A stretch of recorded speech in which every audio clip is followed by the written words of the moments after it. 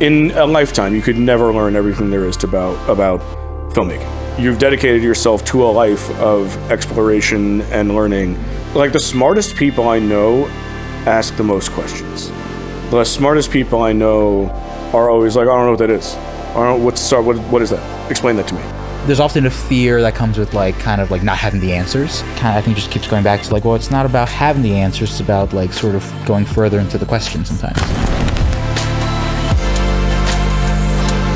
In this episode, we sit down with director and cinematographer Eric Branco and cinematographer Matheus Bastos to explore the dynamics of collaboration and relationships in filmmaking. Eric and Matheus recently worked on a film together, and they offer a behind-the-scenes look at how creative partnerships are forged, nurtured, and leveraged to bring great visions to life. From the challenges of shifting roles from cinematographer to director, to the importance of surrounding yourself with mentors and like-minded peers, this conversation dives deep into the personal and professional relationships that shape every frame of a film. Please enjoy this conversation with Eric Branco and Matheus Bastos.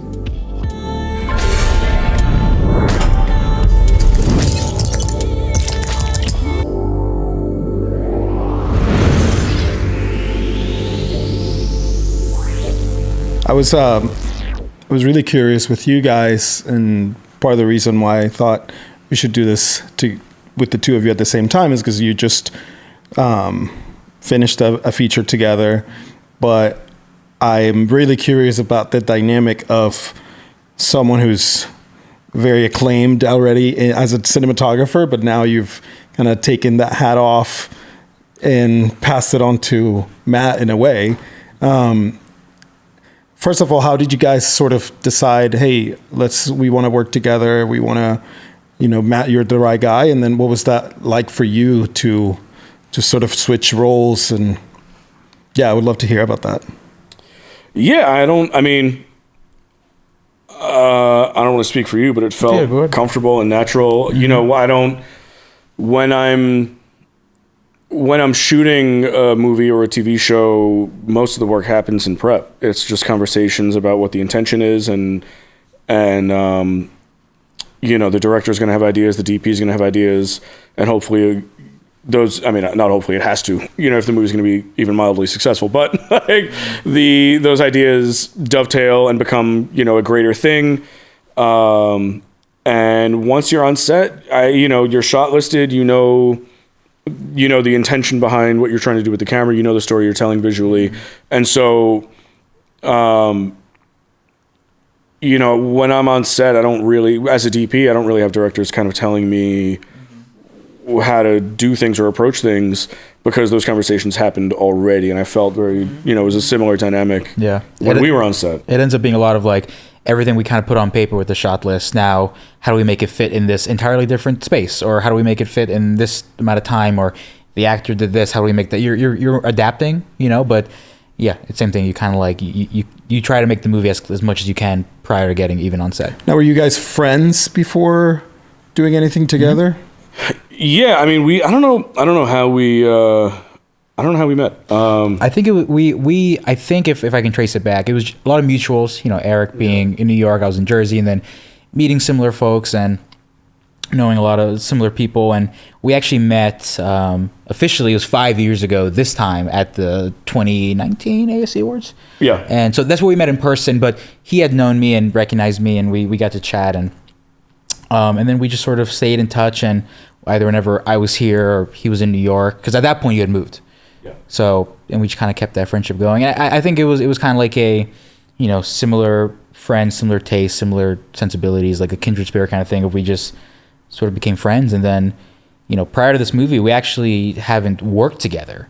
I did a movie called Story Ave, 2 years ago now, and really tiny indie, and I had like a hard out. I had been, separate from film stuff, just been on the road working a lot. And I booked a vacation with my family, and I had like a hard day. I was like, the flight leaves.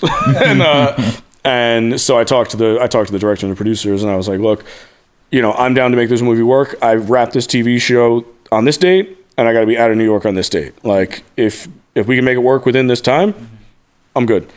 And so we, you know, and they were like, that's perfect. Those are the dates.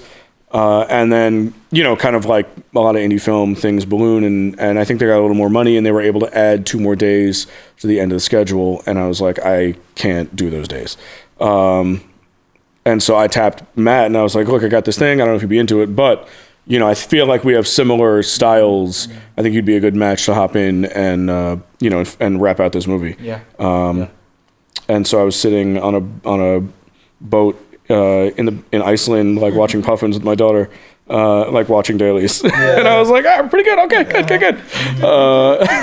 And so that was our first kind of collaboration. Exactly. Yeah. And it was funny because, you know, we were supposed to, or there was a hope to have an overlap day where I could come in and operate for a day, meet the crew, get to know folks, and it just didn't line up. And so it was like, he was gone, I came in, and so that was our first project together. And then Silent Partner, the film we just did, was our first time kind of really being able to collaborate in this way. Yeah. But, you know, Story Eye was a similar thing in that it was like, it was a similar relationship in that it was like, look, this is what we're doing. This is what we got going on. These are the kind of like rules we live by on this movie. And, you know, and he came in and, you know, executed really well and added your own ideas and kind of, you know, were able to elevate what we were thinking, which is kind of all you're looking for in a collaborator, right? Mm-hmm. So when Story I've hit, when Silent Partner hit, it was just a natural decision to kind of go, you know, keep that relationship going. Yeah. What was it like for you to work with a director, DP, versus just someone who's just a director? I mean, you know, man, whenever people saw any stills from films of the film after or the monitor, everyone was like, this looks so great, looks fantastic. And I just said, it's easy when your director, like, you know, understands the visual language like that. And it was nice too that, you know, I wasn't asked to frame an impossible shot, or we just had like, you know, and I think too, what I really appreciated was that, like, there was a moment or two where I kind of went to Eric and I was like, can I pick your DP brain for a second? Like, I got this lighting thing I'm trying to figure out, and then we can talk story and get more director brain minded. So I really enjoyed it, you know, and he's been like a mentor for me for quite a while. And so it felt like a really excellent opportunity of just be able to kind of spend that time together and make this project. And, you know, if anything, I feel like I was able to learn more about the art of not just storytelling as a whole, but sort of the specification of cinematography, even just watching him direct and hearing him out. And, you know, sometimes we'll be in like this little interesting pinch and we're trying to figure something out, and he's like, I know exactly the thing, and he pulled from his years of experience. And, you know, it kept us going. And so, you know, I'd say it was, I really value that experience. I thought was I it really appreciated intimidating for you? 100%. Yeah, 100%. I don't know if I ever told you this. So we, I had interview, I think it was post interview. He gave me a call. It was like, we're making this movie and it would be really cool if you're interested, if you're free, we can try to see if this can work. And I was like, yeah, I'm in. You know, I read the script and I had an interview. And then, you know, between having the interview and, you know, whether or not you get the job, it's a couple of days, maybe a week or so. And in between, I had a feature of mine premiering had a New York premiere at a festival here in town. And I was posting about it, and Eric was like, oh, how come? I was like, oh no. No, please don't go. And, you know, it was very sweet. He came out, we got some food before, we hung out for a bit. There was some group of friends. And just like, you know, with festivals, there's no trailer. It can kind of just start. And so people are rushing back from the bathroom, popcorn, etc. And it just so happened to be that, like, there was an empty seat next to me, and that's where Eric sat. And for the whole movie, I'm just like, just, you know. And I remember sort of, you know, you had to go somewhere after that, and you were like, all right, well, great hanging out, and I'll hit you up soon. And immediately I turned to my friends. I was like, I just lost a job. I'm not. He's gonna call me and be like, he watched it and it's like, never mind. I thought he was like, you know, man, it was nice. It was, you know, we tried, but didn't work. And then, you know, luckily for me, the offer came through a few days later, so it worked out. It worked out just great. That's awesome, man. That's hilarious. I'm sorry. I'm sorry I ruined your premiere. No, it was all good. It was all good. Every time something would come up, I was like, I don't know if he will like that, but it worked out great. That's so funny. Yeah, really great. Thanks. That's awesome. Yeah, that's the first thought that came to my head was how intimidating would that be to work, you know, with a DP. Yeah. Now as your director. Sure. But I was also curious because I think from the outside, something that I have observed in you specifically, and that I admire, is that it looks like you've surrounded yourself with people who have really helped you come up and mentor you. You mentioned a little bit of mentorship before, which is super valuable in really growing as an artist. Is that something that you did intentionally? Like that you were like, man, I really want to find people who can help me, or was that more a little bit just kind of just happened? Sure. I mean, I think I just got lucky, man. I think in my DP career, I started in a place of having a passion for narrative, and much love to all the people who came in through skate videos and commercials and et cetera, and find their way in docs. So I always just kind of like loved movies and wanted to make movies. And I feel like, some people might see it as a blessing or a curse. Like I don't really do commercials. I don't do a lot. I do mostly narrative or music videos, and every once in a while I'll do some other stuff. So I feel like when I was kind of always putting myself out there and connecting with people, it was on the basis of like, I was putting out work that, was trying to do something narratively and tell a story. And I always wanted to grow with that. And I just got real lucky where, folks like Eric here and Oren Sofer and Lowell Meyer just kind of like saw that and just really appreciated the fact that I was, this young kid who is trying to constantly put out films and short films and tell stories, and that they, got bigger and better and looked better. And then I'm a very curious person too. I was always the one, I wasn't like front of the class kind of kid, but I was the kid who was like, I will hang out with the professor after class and stick around their office and come see them on the weekends and take a summer class just to kind of absorb. And I think people people innately want to welcome a genuine curiosity. And I found that that sort of was the avenue to the mentorships that I've had. And it's funny because a lot of these folks, if I said I was they were a mentor to me, they'd be like, "Shut up! Like you're just friends." Yeah.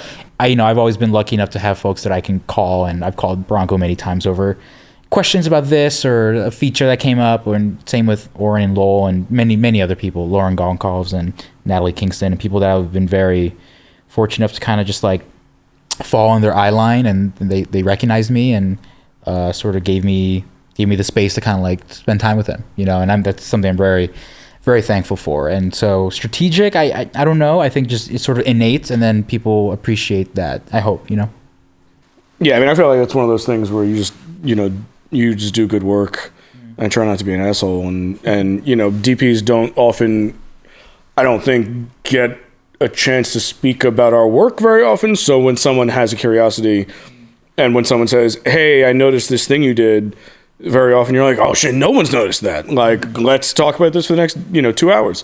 So I've definitely hit up DPs as well that have been like, "Yo, I just saw. Tell me about like your highlight in this location," and people, as DPs, people like the movie as a whole. People will compliment the cinematography if they like the cinematography, but it's I don't know if I want to say rare, but it doesn't happen as often where people have specific questions about specific setups, and you can have a knowledgeable kind of like level conversation about what you did and the motivations behind it and the technical aspects of it and all that stuff. So whenever someone, when somebody hits you up and they're like, "I'm an aspiring DP, tell me how you got started," like that's not as exciting as somebody being like, "Tell me about the backlight in the car in this movie." You know what I mean? Yeah. So yeah, that's, I feel like. Tell me your secrets.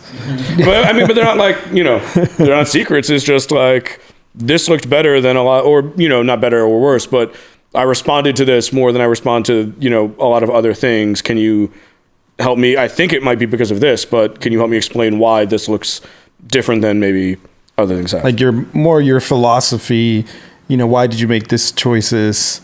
Then, why did you? Yeah. So, yeah, that's something that, because the times that I've heard you guys speak, whether it's even through your social media, I appreciate that there's a lot of intentionality in how you refer to making films, whether it's DP or director, or, in your case as DP. And you were talking about curiosity. How do you intentionally cultivate staying curious? And, is it, Like, what does that look like for you guys? Like, are you reading? Is it, you're just watching films, you're trying to talk to people, but just to really constantly be thinking, how do I, feed my curiosity? How do I stay curious and hungry to learn more? I think for me, it's, I think it's an overused statement, and people always say the term like knowledge is power kind of thing. But I think, I'm someone who, because a little bit post going to grad school for film, I got to teach a little bit, and I have a very big admiration and passion for education, but not necessarily education in the like academia sense, but education like sharing kind of what you have and looking for, and it's not even answers, but sort of like having these questions and looking for sort of like the furthering of those questions. And because sometimes people think like, oh, I'm looking for answers, but I think it's about like going deeper into the question sometimes. And so I think like, I always had growing up like this kind of feeling of like I want to learn more, and I feel like the more I learn and find sort of avenues to sort of add to little patches to my scout jacket or something, that all of a sudden I'm more seasoned, I'm more aware, I'm more knowledgeable. And I think even just at the awards that we were just at the ASC awards 2 days ago, I think it was Spike talking about how like Spike Lee, he was receiving an award. He talked about sort of even throughout all the films he's made over the last 30 something years, he had been teaching at NYU, and it was very important for him to sort of, I think he said, I'm paraphrasing, but every Thursday I'm there at 6, I review the films, I read the scripts, students come in, they book their half-hour slots, and then I help them. And he was kind of imploring the room. He was like, all of you have something to give and teach, like educate, bring them up, give that back out. And I feel like, to have that sort of giving spirit, I think comes from a place of curiosity too. Like you want to know so that you can share. And, I think I was also just like as a kid, always kind of asking like, what's this? Why is that? What's this? And I had, my mother was always like telling me why. And so I feel like that kind of spirit should continue. And I implore people to keep pushing it because it's important, Yeah. I mean, I think also it's how you stay, helping the younger generation is how you stay young, right? Like that's where you exchange ideas. That's where it's very easy to get set in your ways. Like I think I approach a lot of my work in a very similar way where it's like, all right, it works. I'm not going to try something new.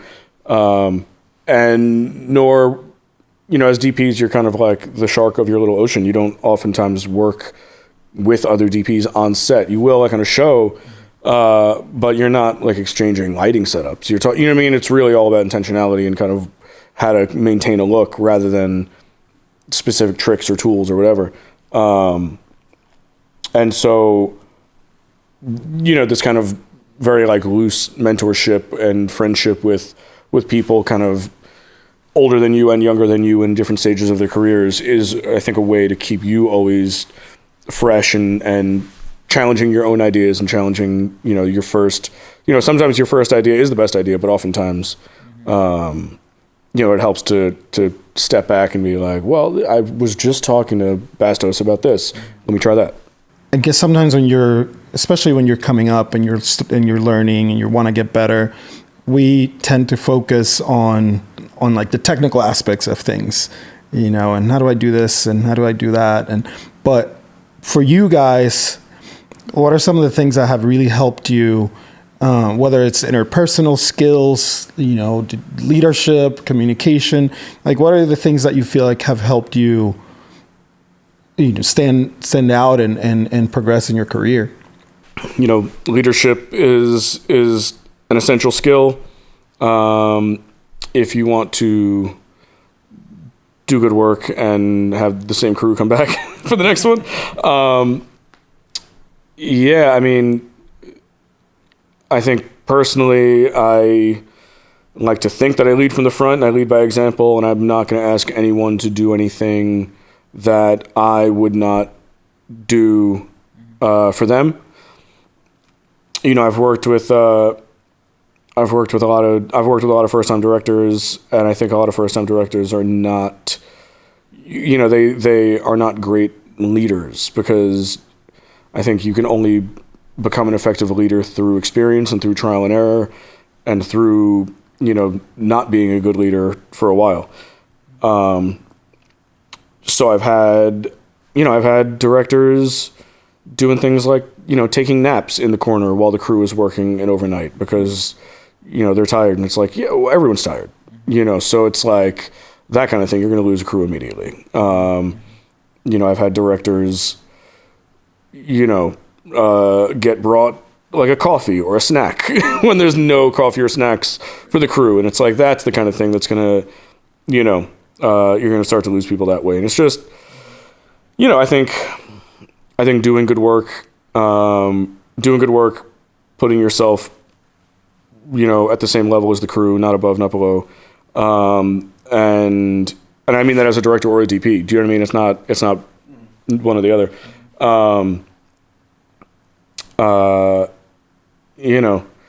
And really just being aware that everyone is taking time away from their family, away from their homes, away from their lives to all work on one thing together. And you owe it to everyone to make that thing the best that it could be. And you also owe it to everyone to make sure that you're getting them home to see their kids, and getting them home on time and getting them home safely and with enough sleep and all of that stuff. I think is the kind of thing that will make people want to work with you more in the future. Mm-hmm. And that's something we felt on the movie. Like, speaking for my crew, you can tell when a director has sort of not even like made a movie before, but has like been a part of a film crew before, and when they haven't. And Eric came up in G&E and lighting and gripping, and he's pushed a dolly before, and he knows what that feels like, and he knows what it means to take a dolly up the stairs. And so that's something that the crew felt, and that's something that I think is huge for anyone, like I said, in any leadership position, or sort of having a crew work with them, is this understanding of what it is people do, and understanding them and appreciating them and looking out for them too, I think is huge.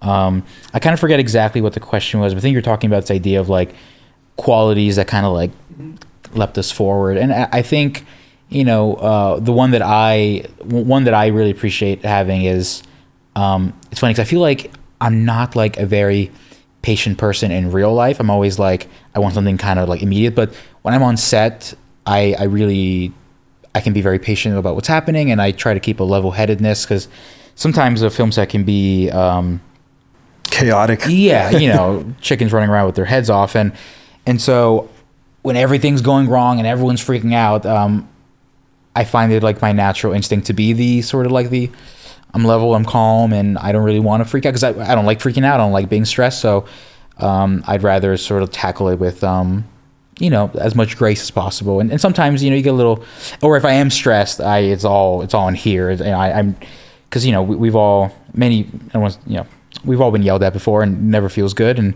so you just lead with kindness and love, and you lead and get things done, and be decisive and be prompt, but you bring that to the table. And I feel like kind of like what Branco said, is your crew will come back. And what was fantastic is so much of the crew on the movie we just did are like people that we worked with multiple times before and will continue to, and that's sort of like, and that's like the saving grace of kind of making your day sometimes. It's just the love you got and the laughs you got, and that's I love making movies, and I love sort of finishing movies and having a good product, but I often keep the experiences way longer than however long that film lasts, Because if you create an atmosphere where people feel like they trust you, like they have their best interest at heart, then they can also feel safe to bring up ideas, and it becomes more collaborative. Yeah, I mean, I think everyone is always going to be more invested when they feel creative ownership of the project. Like countless times as a gaffer, I would bring an idea to the DP, and they'd be like, "That's a great idea. We're doing that." And then, I watched the thing in the theater, and I'm like, "Oh shit, my idea made the movie." And like, "Oh wow, like this movie would be different if it wasn't for me." Which, there are positions on set where, that's a no-brainer, and then there are positions on set where that's a special experience, and that doesn't happen every time you get on set. And so I think I always try to have my team be as invested as possible in the thing, and I always want, the best ideas can come from anywhere. and I think film sets are often, a little too militaristic and hierarchical and that kind of thing. And I obviously read the room. Like, if the sun's going down, don't come over to me and be like, have you thought about but like, in a time and a place, I'm open to suggestions from anywhere. And I'm open to people asking me why I'm doing a certain thing the way I am, because it makes me, pretty often, I think I'm relatively, non-traditional in the way I like light a set and think about spaces. And like, certainly for the first like week or two of a project, I have a lot of people coming over to me and being like, why are you doing that? And I have to have an answer. The answer can't be like, I like it. I mean, it is, that's a part of it, but it's, I have to actually be able to back my work up. And I think all that stuff makes you a better filmmaker, in your own right, and a better leader and, member of the community, as far as other people are concerned as well. Yeah. You feeling that satisfaction of like, oh man, that was my idea, can make someone, it can mean a lot, even if it's, if you were just giving that people a chance to try something. I can't say like, every time someone comes to me with an idea and it's great and we do it, I'm always trying to go to the director and be like, oh, hey, like our dolly grip had this great idea for a shot. Or, oh, hey, my gaffer has this great idea if we put this through the window, it'll look great. So it's not only about like taking the idea, but it's about, giving them their flowers in the moment. And, at the end of the day being like, that was great. Like, I really appreciated what you did there.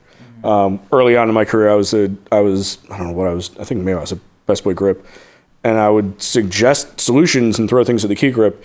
And they always took my ideas, and then they would walk 6 feet over to the DP and be like, I think we should do this. And I'd be like, what the fuck? And I was so mad all the time in that whole job. I was like, you know what? Let me never do that when I'm there. And I think, I hope I do a good job. Somebody, I don't know where this is going to end up, but somebody in the comment section will light me up if I'm lying. But I think I always do a good job of kind of like not only being open and receptive to an idea, but then giving credit where credit is due for that idea. Like, it doesn't make me any less of a DP that my dolly grip had a great idea for a shot. Like, we all are elevated by that. And that comes from a very secure place too, I think. And some people never quite get there, and other ones are on the other end of that, where they feel like, oh wow, like and not that we're looking for recognition, but like this thing wasn't recognized, and so you want to give people their flowers, and and he's great at doing that. And it's just little things like that can make someone's turn of like, I'm going to stay in the industry today, or I'm going to I'm going to do this one project, and that project can lead to their next big thing, and it's huge. Yeah, you just mentioned the word being secure, and I think that's really important, because when you said that, it made me think of times that I have not felt secure maybe in my choices or my decision, and then later you watch the thing and you go, oh man, I should have said it. How can you build up that trust and that confidence to go, hey, I have an idea, I think it's great, I need to speak it up, I need to build up that security and that confidence? It's I feel like that's something I'm still figuring out each and every day. I have my moments of feeling, really secure and assured in myself and in the thing that I'm doing. And I have days where I'm just like, oh, what am I doing here? Like, I shouldn't be here, And that's something that I find sort of like the way I approach it is I try to remind myself, like, the whole phrase, like, no, there is no stupid ideas, or no, you just always present something. And there may be multiple times on set where I'll kind of go up to Eric and I'll be like, I don't know if this makes sense, or it might be stupid. And if it is, that's fine, but here's my idea. And whether or not it was the thing we did, it was just always kind of presenting that. And I found myself, sort of, I'm someone who sometimes I have a little bit of a hard time feeling a sense of ownership in the work sometimes, because of the insecurity of like, oh, did I do this to the fullest potential, or did I do the wrong thing? Or I think about like a cinematographer's buyer's remorse, kind of like, did I pick the right angle? Did I do the thing? And And I think I find some sense of security of like when you see the final image at the end of the day and you sort of make your day and everyone's feeling good. Like you're like, you know, we did that, we accomplished that, and that's a really great feeling. I think there are days sometimes where you just feel it in your heart and your gut. You're like, yes, this is it. I got it. And that helps. But, you know, I think for me at least, and I'm still trying to figure that out myself, this idea of security. I feel a lot of security when I'm around good people and the people that make me feel secure, or at least make me feel vulnerable enough to be insecure sometimes. You know, like the crew we had on this one, there's times where I can just like kind of tell them how I'm feeling, and people might think like a leader shouldn't do that or a person shouldn't do that, but I can with this crew, and then that is actually what builds the strength to be more solidified in the choice. And you know what, I think there's a strength in vulnerability and looking for the answers, and like kind of what I said before, like or having the questions to seek. And there are moments where, you know, we're like, this is how it should be. Like I know exactly what it is. And one thing that I so appreciate that Branco does is, you know, this idea of like, if you don't know, then you don't know, and say that, and just be like, you know, sometimes we would approach a setup and someone would be like, hey, what do you think we should do here? And someone else is like, I don't know, what do you think? And there's often a fear that comes with like kind of like not having the answers. And kind of, I think just keeps going back to like, well, it's not about having the answers, it's about like sort of going further into the question sometimes. And so I don't know, security is something that I feel pride in the work I do, and I feel assured when I'm around people I love and people that love me, and I really feel that, and I'm thankful for that. And there's always a little bit of sort of like this idea of like the fear that I try to keep along. You know, I forget who it was. I think it was some writer. I want to say Charlie Kaufman maybe. Someone talked about like kind of art being this like this wide open wound. And like it was in a BAFTA speech, and he said like there's something about the wound that you tend to it and you kind of leave it open, but you don't always. Yeah, but you don't like, if you close it up and it's gone, right? And you leave that vulnerability. And I think the sort of the side effect of that is there's always gonna be a little bit of sense of insecurity, and we all feel, you know, imposter syndrome and this and that. But I think it really is sort of, you know, when the people you look up to give you those flowers, or you're recognized by your peers, or just someone on set that you really deeply love just makes you feel loved. You're like, okay, cool. Like that's the strength I need to keep it going, you know? I mean, also to that sentiment of not being afraid to say you don't know something. I'm always like, the smartest people I know ask the most questions. The smartest people I know are always like, I don't know what that is. I don't know what is that? Explain that to me. They're never like, oh yeah. Oh yeah, that. You know, and I mean, it's huge in terms of, you know, I mean, I think that also goes back to kind of security and being secure in what you do know, to be able to say, I don't know what that is, and ask. You know, my philosophy on like, in a lifetime, you could never learn everything there is about filmmaking. You've dedicated yourself to a life of exploration and learning. Mm-hmm. Always being a student. Yeah, and there's an infinite amount of things that you'll never know, and you just need to be secure enough to be like, I'm not sure what that is. What is that? And the person might be like, you don't know, and then say it, but they're not going to remember that.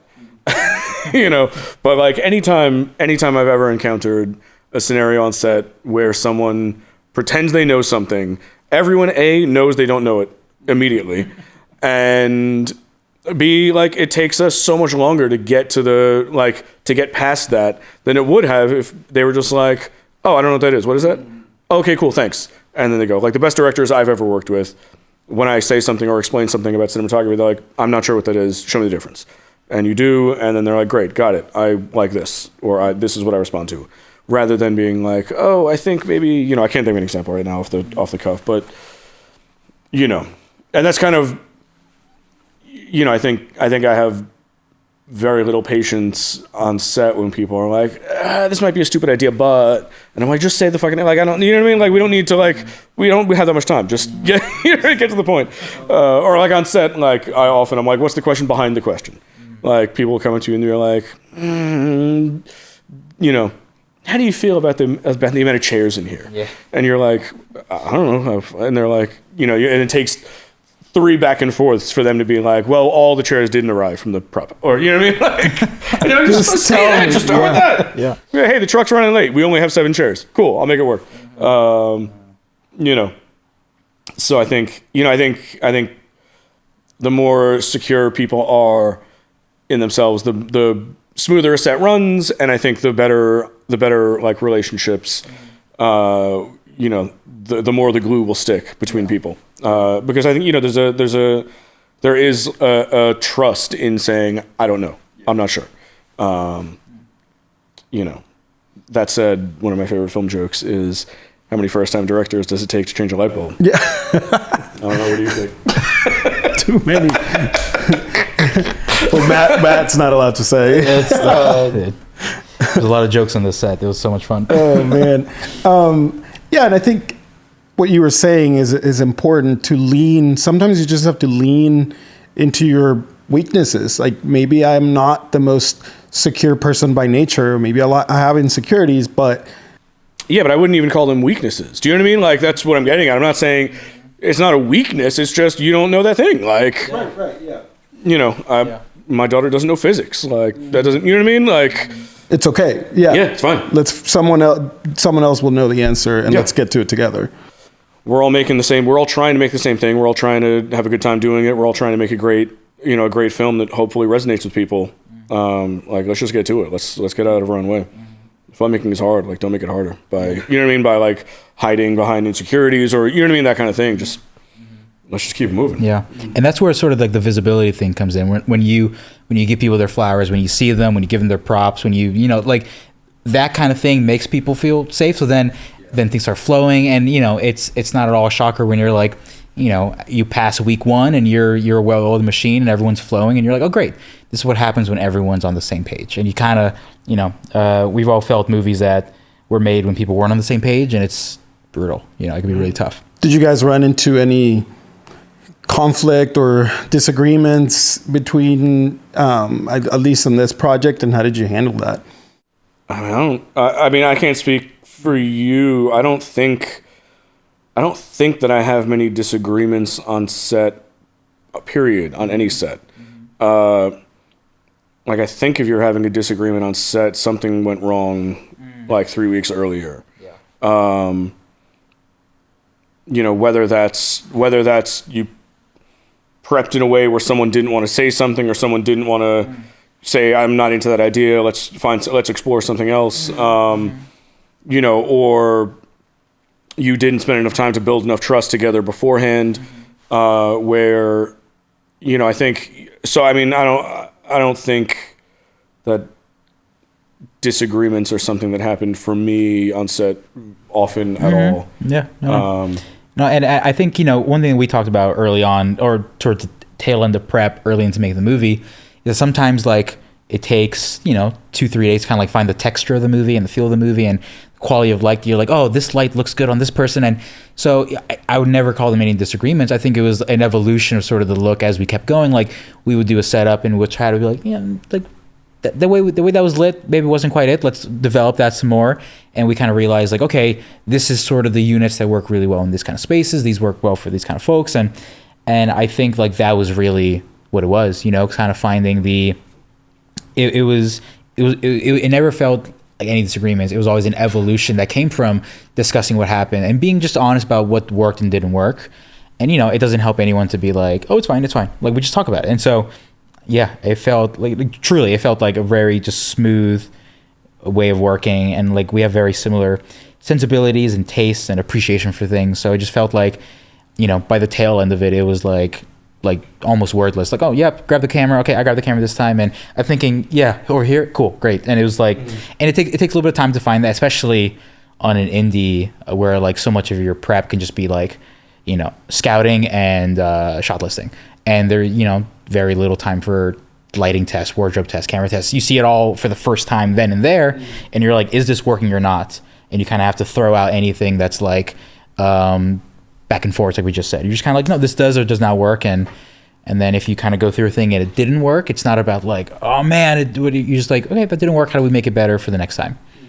because you know you got 18, 19 days to make a movie. You got to keep going. So, it was a collaboration that I'm thankful for, and it felt every day it felt like I was like grateful and lucky, and there's patience and love, and it was fantastic. So, a lot of people see features as, and that's the goal. You know, what are some of the maybe blessings and curses or things that about features that you're like, man, I wish people knew more about this side of making narrative work, challenges or or things that are just maybe we don't talk about enough that you're like, man, I love this part of it so much. I mean, yeah, you get paid like shit. Is how it works on narrative. That's like, the wake up call. Yeah, I mean, I've had I think there's very little cross. I don't know too many DPs that really like cross back and forth between the narrative space and the commercial space. We kind of get like put in our boxes and then we end up living there. But I've had commercial DPs come up to me and be like, how did you get into features? How did you start making narrative work? And I'm like, I just shot everything and I just threw spaghetti at the wall for 10 years until you know what I mean? Until I was making enough money where I wasn't shooting little things on the side or shooting things, shooting things that I knew my name wouldn't be on to pay the bills and that kind of thing. And I'm like genuinely, anytime somebody that is like a pretty successful commercial DP comes up to me and says that, I legitimately say, let's take 6 months where I give you all my work and you give me all your work and then you'll be in. And no one has taken me up on it. So, people know, you know what I mean? Like, it's a sacrifice. I mean, yeah, I mean, if you're trying to get to there are a couple DPs that really, I think less so these days. It used to be more of a natural progression where you could experiment in music videos and you could experiment in commercials, and then those would get you a feature. There were a lot more, I think, music video directors going from videos into the feature space. Like when I was starting, you had, like Spike Jonze, like was about to make Being John Malkovich, and people were like, that's crazy, this is amazing. You had Fincher, who had just, he come from the music video space. You had Mark Romanek starting to make features. Like there were Jonathan a couple, Glazer, all these guys. Yeah, you know what I mean? There were people who were beginning to make that leap, and I'm sure I've left out so many, but it seemed like the music video to features pipeline like existed, and a lot of the DPs went with those directors. And now I don't think that happens anymore. I think it's a pretty common thing that, they'll pluck these directors out of an indie space and give them a bigger movie, but the crew doesn't get to go. The studio is going to take a chance on this one director. They're not taking a chance on this director and their DP and their production designer and their editor. You know what I mean? It's like, we're going to take you and surround you with people that we trust, that we know can keep the ship afloat, even if you're flailing. But the whole team doesn't get to come. So I think, be prepared for that to happen multiple times. If you're on the way up as a DP,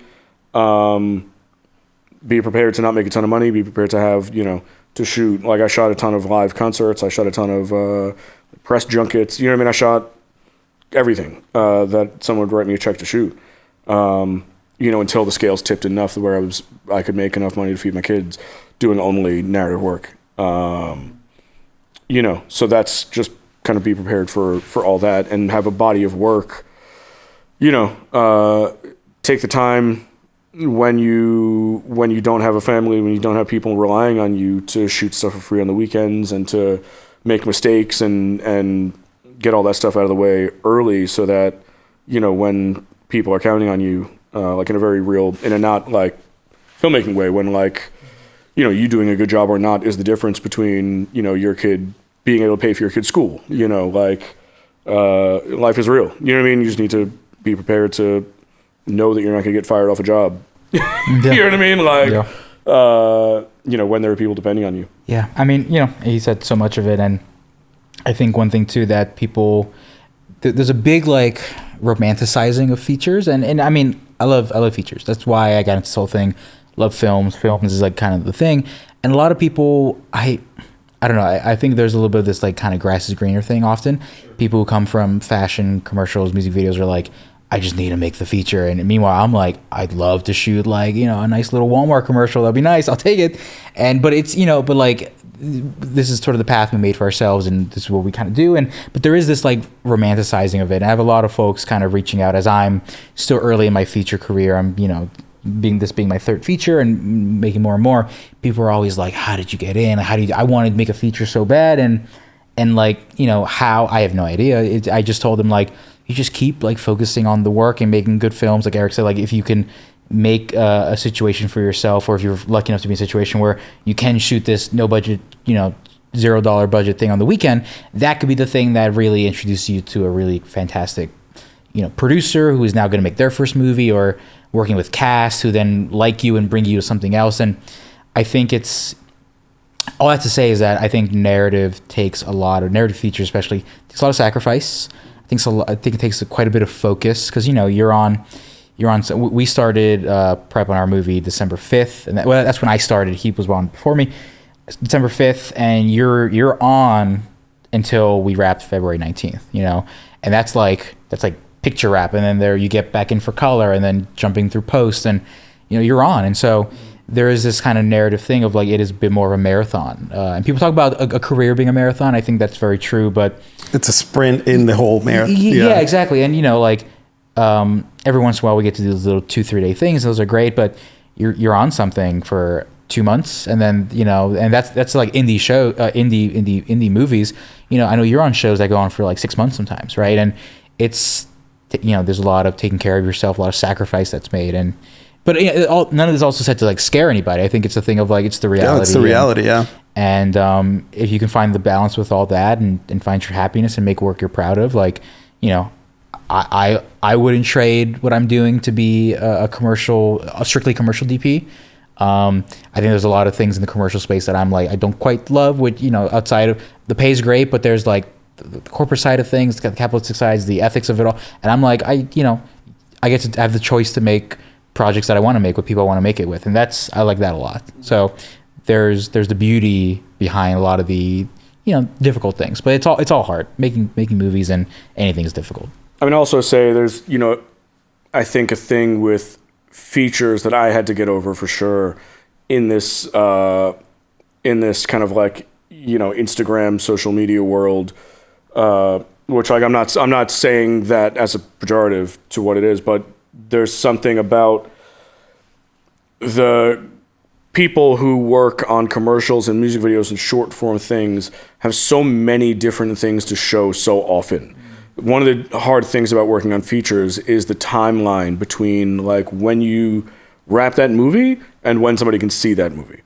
You know, I did this movie Clemency that we shot. I mean, features are, he's talking about a marathon, you know, from prep to wrap, but like this movie Clemency, I read the first draft of in early 2014. We shot in every 6 months we had the money and then lost the money, and had the money and lost the money, had the money, and that went on for 4 years until we actually got the money. We shot the movie in, I want to say, February of 2018.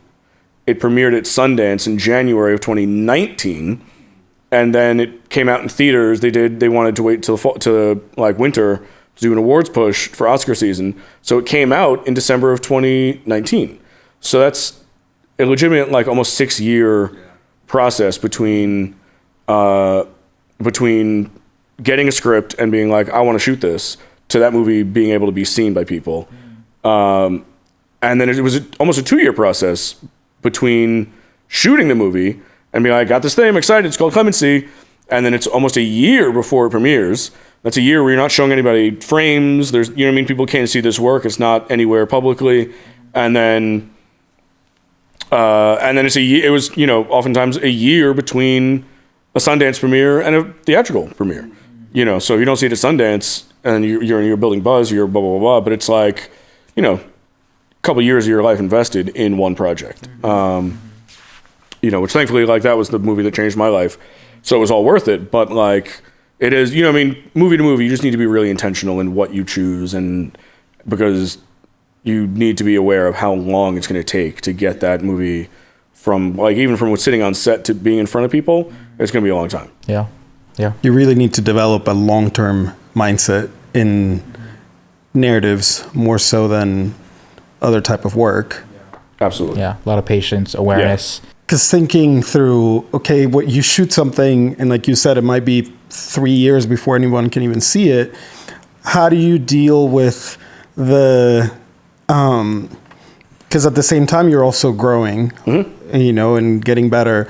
Have you ever been at a point where you're like, oh man, I wish I would have shot that, you know, differently? Yeah, everything I've ever shot. Yeah. Yeah. I don't think there's nothing that I look back at and I'm like, oh man, I killed that. Yeah. You know what I mean? Like it's everything. You know, I think you're really, you know, I mean, I don't want to speak for you. I think for me, I like shoot something. I'm really proud of it. You know, every day on set, I'm trying to make something that's like the best thing I've ever shot. And you don't succeed every day, but like, you know, I hold myself to a high enough standard that I think a lot of what I shoot, I'm like, good, this is good. I like this. I'm proud of this. And then it's like a year later and you're in color and you're like, oh man, like that wall.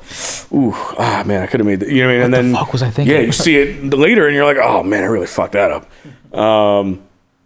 You know, and then it's not until, for me personally, it's not until I go back a couple of years later and I'm like, okay, that's not that bad. Like, you know, like, you know, I'm not the same DP I was, but you know, I can see the good in that project. I don't know if it's the same for you. Yeah, no, I feel super similar. It's like, I think that was kind of what I was saying before too. Sometimes I have a hard time developing like a sense of ownership in something, and it's not even just like ownership like, oh, I made this, but the ownership of like, I am so proud of this. And you know, we share things and you feel that thing and you post a lot, but you know, and then very quickly you start to look at it for a little too long. You're like, like, why'd I do that? Yeah, why'd I do that? Or even just like, I don't know. It's and I think with all that being said, there is kind of like, I think for me, once I'm able to step away long enough and I come back, and sometimes for me, I think it happens like once like there's score and sound, you're like, oh, my images feel a little bit better. And then I have a really hard time with like premieres or like being around people seeing the work, because then all I'm thinking is like, oh man, like someone's going to think this, and I know this person doesn't like that thing and they're going to see. And so I have a really hard time with it. And then afterwards, it's kind of like, you're okay with it's, you know, it's a bit of a wave. And I think for me, it's funny because sometimes I'll like just go back and like rewatch some old stuff and I'm like, yeah, I did that. Like I did that when I was 19 years old or whatever, however old I was. And you're like, wow, like that's crazy. And I think it takes a little bit of, I don't know, you're constantly becoming a better evolved version of yourself. And sometimes the standard you hold yourself to is kind of like who you want to be in 10 years. But then you look back at who you were. Yeah. And you're like, oh, I see you. I recognize you. Like, and I appreciate you. And that takes time, I think. It takes time. And some people, you know, you always hear the stories about actors who are like, I can't watch myself. And sometimes, you know, I don't feel that way with my work, but you have a hard time kind of. And I think it's just seeing it and appreciating it and then being like, all right, when's the next one, and moving on. Because that's the thing too with this career. I think it's always like, what's the next thing, and whether or not there's strategy to it, but just the timing and picking the right projects and the long-term mindset. Like you said, it takes a lot of patience and sort of like the willingness to have this forward momentum. And sometimes getting caught up in the whole looking back keeps you from moving forward, I think. What is something that you would say to that 19-year-old version of yourself?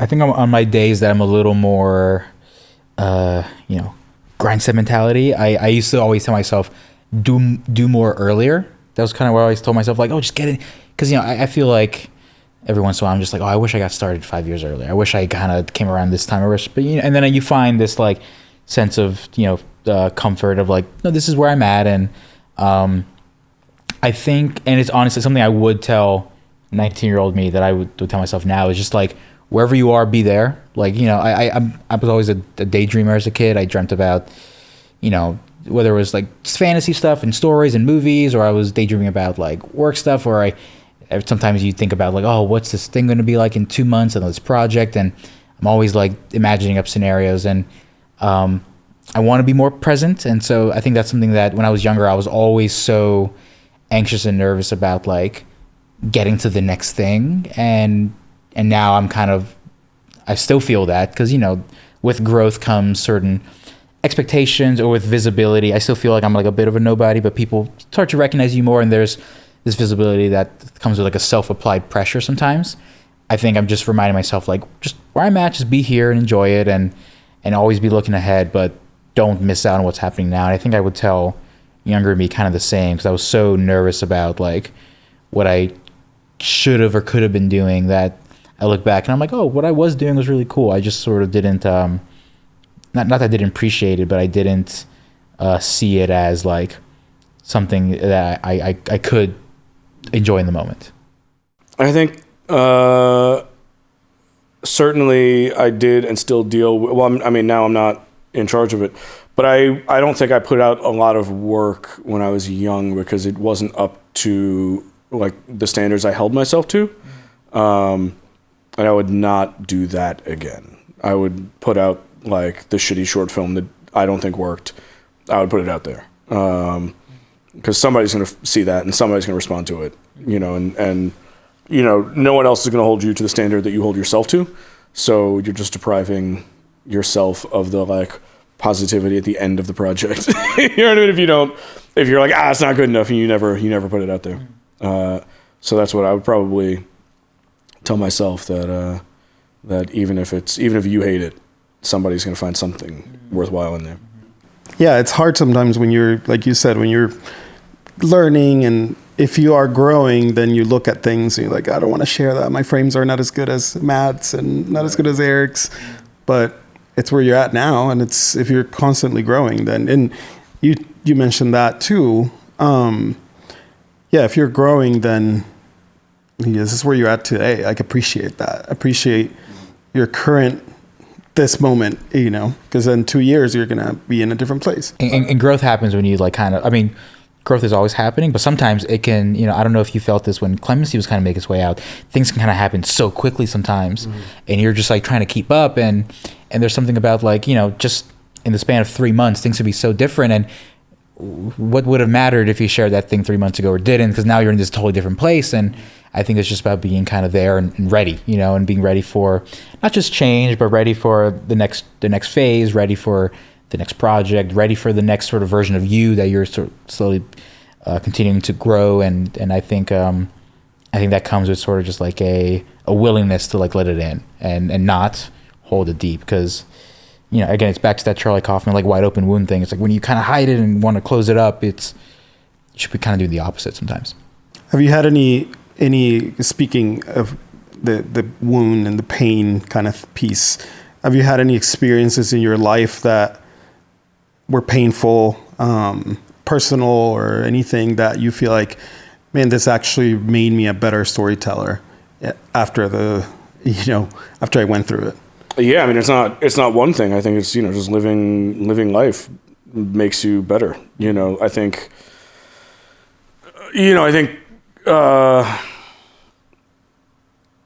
there's a lot of I'm somewhat jealous of the, you know, a time before when people weren't kind of like groomed to be actors and groomed to be what they were going to be by the time they were, you know, 18. Like half of our actors now are like Disney Channel kids, that, you know, not to speak like broadly of all of them, but like a fair amount of them, they look like they're doing like impersonations of humans. Like they're not, I don't feel any kinship to the way they move through a space or look at other people or any of that. Or never had a job other than acting or what that is. Yeah, right? and you know, there's so many. It didn't live. Yeah, life. there's so many crew members, and there's so many directors, and there's so many people that don't have a story to tell. You know, that I think it's all a cumulative process. You got to live a life. You got to have love and heartbreak and joy and pain and everything. If you're gonna dare to tell a story about somebody else's heartbreak, you better have your own. Otherwise, that's not a movie, you know, I don't think worth watching. Yeah, living life, being present, like you were saying, really, you know, what is the story that's happening in my life right now that I'm going to look back? I was talking to my wife while we were talking about our kids, and, you know, I was telling her, like, it as a dad, it hurts me to think that my kids should go through pain in life. but I want them to, because it's going to make them better humans. Even though I wish, that I could just keep them like this and protect them. But you do need those life experiences. Otherwise, like you said, you don't have a story. You don't have a richness inside of you that can then come out through whatever medium you choose. In our case, film. Yeah, I mean, I think, and that's maybe that's why we get along, because you are coming from a music space, and I had a lot of conversations with my daughter about sports and getting into sports, and I think kids' sports are like a very safe place to learn how to lose, learn what losing feels like. A good amount of your life is going to be losing. Get comfortable with it. Don't run from it. Make it make you better. Make mistakes. Learn from those mistakes. I'm always like, make as many mistakes as you can, but don't make the same mistake twice. Like, just constantly be living, be learning, be losing, be winning. It all adds up to making you a better person. Yeah, and so much of it too is like, I mean, it's such a duh kind of thing when you say it, but like, the things you live through and the way you're kind of raised and who you're raised by kind of affects so much of you. And I was gonna say too, like, I know it was you and your mom growing up, and it was me and my mom growing up, and I had an older sister, and I have a younger brother too, but I feel like I was always kind of raised by women, and so just growing up I had a different level of comfort, and I liked having just women around and being in that kind of environment, and that's something I felt connected to. And my dad's great, but we had a different relationship growing up, and that changes certain outlooks, and I feel like, and all those kind of things, that different pains and heartbreaks that you go through with divorce or, losing someone or whatever, they all just kind of shape different versions of you. And, what do we have other than the way we see the world and the way we want to capture the world?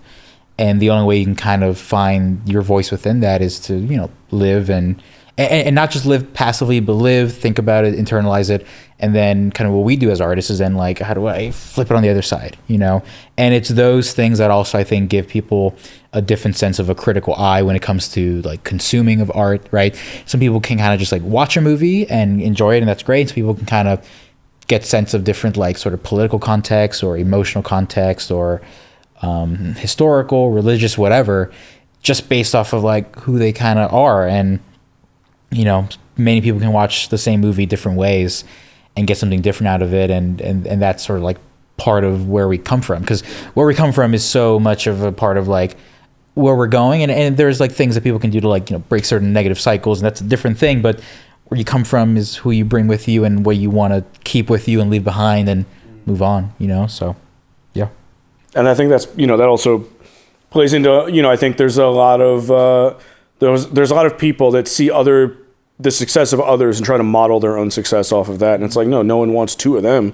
Right. they want one of them and one of you. Yeah, exactly. So unless you you have to be comfortable in your viewpoint and know that your viewpoint is, be specific in things from your own life, and people will respond to that specificity in your work with it's very easy to overlay whatever it is, like fucking Bing Bong dying in Inside Out, right? Like, I never had an imaginary friend, but that scene is heartbreaking, right? Like, we've all had a loss, we've all experienced that, and that's like the power of being so specific that like, who has a grown man crying in the theater about like an elephant guy voiced by fucking Richard Kind? Like, that's an insane thing to say, but like, that's a really heart-wrenching scene, and it is because it's so specific to that filmmaker's life that we all kind of feel a mutual, mutual. I don't know if camaraderie is the right word, but mirroring of our own experience in the experiences of others. Yeah, I think it was Bong Joon-ho who said. Marty had a quote. I love them going to Bing Bong, and you're on to Director Bong. Nice work. He had to pop it. He had that whole thing of saying like, he was quoting Martin Scorsese about the specific is the most universal, right? And that's how it all kind of connects. I was even thinking about just you guys now of like, I'm not married and I don't have a kid, but I can only imagine once you guys did get married and did have your kid, your children, that like your relationship to the work you make changes, because it changes everything, right? Oh yeah, absolutely. And you know, and I that's why I so appreciate when, like, you know, a film is lensed by a woman, and a woman who maybe has kids or not, and that is just like an eye that, you know, maybe we would have lit something a similar way, but I can't represent that image the way they did. And that's sort of like kind of the thing that kind of keeps me going in this whole kind of current state of filmmaking, of like, this is what we got, you know, and what we got is who we are. And yeah, and it's always evolving. And we see the outcome of people's work, you know, because we see what is on the screen. But like you were saying, you know, you might want the outcome of someone else's life and someone else's work, but if you want to get that, then you have to live the life that they lived. And sometimes that, you know, we don't want to do that. I don't want to go through the pain and the things that other people went through, you know. And I think accepting that in yourself and going, okay, what are those things, that the heartbreak and the pain and the, you know, experiences, the good and the bad, that make me, okay, I have a unique perspective. I don't need Matt's, you know, I need to find my own voice in that. I think that's really important. Yeah. I don't know if people ask you all the time, but like younger folks up and coming, they're just like, what did you do exactly to get to the place that you are? And it's like, oh my God, like, how do you quantify that at all? It's like, you can look at the choices you made or where you were, but it's totally like inapplicable, because everyone's journey, and we talked about this earlier, but the journey and path is so different. Mm-hmm. And all you can do is just, like, you know, as early as you can, and as you grow and develop, find that security of who you are and just be that person, because that's the stuff that's going to get you called back and get you in the room and get people wanting to see you. The industry feels like it's at a very weird point. It feels like the morale is really low with everything going on and AI and all of that stuff. But at the same time, it's still a beautiful art form. You know, what are some things that you wish people were maybe talking about more, or thinking about more than just the negative, you know, kind of looming things?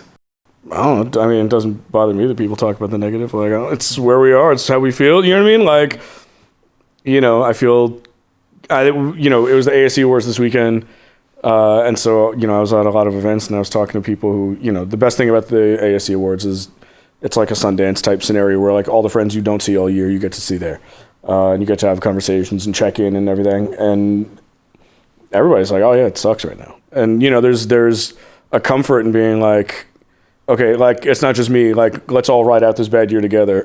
You know what I mean? Rather than like, that's all to say. Like, I don't, studies show that people who complain more are happier. So, complain away. Yeah. Get it out. I'm just in the camp of like, I think storytelling is going to be around, and we're going to keep doing our thing. And I try to be a positive person about things. So I'm just like, let's keep making the work I'm going to make. And for as long as I can do it until I can't, whatever version that happens. And I also wish people would be like, you know, like, why don't we look at how AI can like help technology and society and people, and finding, you know, health benefits and cure, like, how can we find that kind of stuff? Like, I wish that was a bit more of a conversation, instead of, rather than like, it's just taking our jobs. I'm like, it could also help, you know, can we finally find the cure to certain diseases, or can we, you know, help like streamline surgeries and stuff like that. So, you know, I think I try to be a glass half full kind of person, as much as I can be. Are you naturally more of a positive person?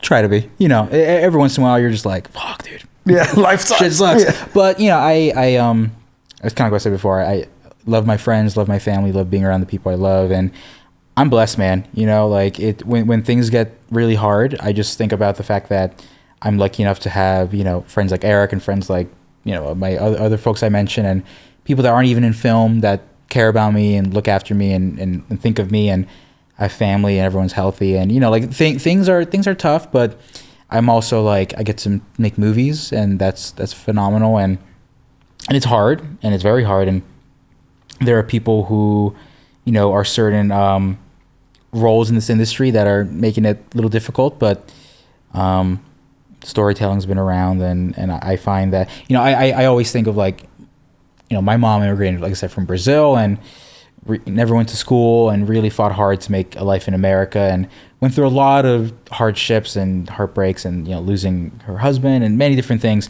And she's someone that's filled with like so much love for everyone else. And I'm just like, I see that and I'm like, oh man, like how, you know, what I tell people is like any ounce of goodness in me I get from her, and she got it from the people who raised her and the people around her. So when I think of that, I'm like, how I got to try to be positive, because, you know, just like giving someone their flowers, someone's going to benefit from it, and a little bit goes a long way. So I try, and then if I'm not in that mood, I just stay inside and stay in bed. That's what I do. What are some things that people growing that maybe are reaching out to you, like you said, like what are things that you are like, man, if you actually did some of these things or learned these things, it would actually help you grow, that maybe people are not thinking about as much? I feel like it's kind of what you know, what I was just saying. Like it's all the, you know, additive process of living your life and having something to say. You know, I at the same time I suffer severely from like Dunning-Kruger syndrome. So like I don't know, you know what I mean? Like I think everyone knows what I know. And I don't, and you know what I mean? And like, I'm not aware of any knowledge that I possess that others might not possess. So I have a hard time like doling out advice to folks. But I think that's, you know, you just need to live and make your own mistakes and learn from those mistakes. I don't think you'll ever learn as much from being warned about something you're about to trip over as you will after you trip over it. So I mean, yeah, we learn more from our failures than our victories. Mm-hmm. Or you learn more from your failures than from other people's victories. You know what I mean? Like you got to do it for yourself. I mean, there's so many things one could say of like, do this and do that and don't do this and don't do that.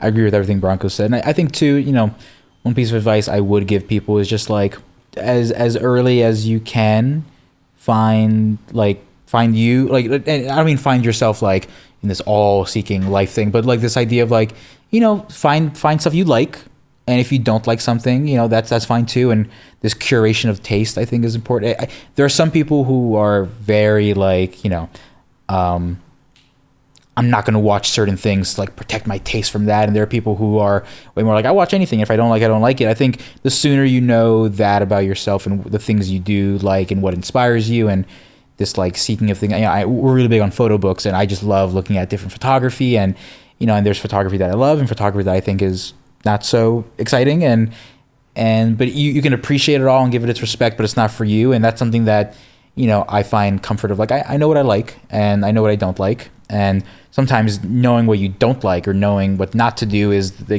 better than knowing what to do or what to like. So I don't know, I'm big on this idea of like taste alignment. And I think that comes with collaborators too. You know, people ask questions of like, how do you find directors? How do you find this? And I think sometimes just finding the taste alignment with people. And when you find that kind of common ground or that like sort of that match, then it's about rolling with that. And you can't always find that match when you don't know that about yourself.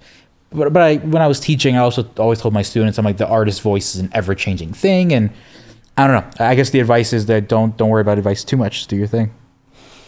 I mean, I'll say, I think I'll expand on that a little bit and expand on what I said as well. When I say I don't have advice for you, it's really that you need to be getting advice from your peers more than looking to someone else, right? Like, you need to look around and realize that, you know, the 10 or 15 people that you're with now, rather than asking Roger Deakins how he lit something, you need to realize that like you're buddies with the next Roger Deakins, and you need to cultivate that friendship and that space and be bouncing ideas off of each other. And I think not looking to the people who you think are doing it, you know, at the highest level for advice, but you need to be sharing advice within your kind of like safe peer group is what I would recommend. Yeah. If my advice is to not ask for advice, is to just build and bounce ideas off of, you know, your kind of like trusted group. When people ask like who inspires you, and you know, there's answers like Harris Savides and Ed Lockman, all these heroes we have, but I'm like, you know, Branco inspires me, Natalie Kingston inspires me, and I'm lucky enough to call them friends. And that's something that I think comes from, you know, and now and whether or not people might consider people they look up to as peers or not, when you're in this place and they accept you and they bring you in, that's like kind of the thing. And so I agree on that part. It's sort of like people always think about, and I hate the word networking, but the idea of like you're building upward, but it's about building, laterally, horizontally, like left to right, and bringing those people in. Yeah. And and one person will call you up when they can't make the shoot, and someone else will call you up and when you got to do this, and all of a sudden you find yourself there. That's happened to me. Yeah, I mean, I definitely have friends that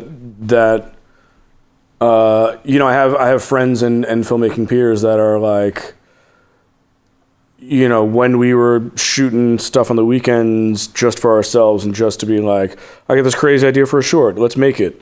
The people who were like, yeah, let's do it, are the people that are still around, and the people who were like, oh, I have a big opportunity working for XYZ, the famous DP or famous director, are the people who are not actually like, those people don't make it as quickly or as successfully. The people who see the good in their peers are the people who elevate and become successful. Yeah, take a chance on themselves and each other. Yeah, I love that idea of, it's okay, like you guys said, to have your idols or your heroes that you look up to, but really there's sometimes so much more that we can learn from people who are a little bit ahead, 3, 5, 7 years ahead, and then so much that we can help people who are behind us a couple years, so that sort of group community. But awesome, guys, this has been really fun. I appreciate your time and thank you. Yeah, and your insight. I love what you guys are doing and watching you grow, and admire both of your work. So it's good to chat and it is hang out. And thanks for having us. Yes, appreciate you.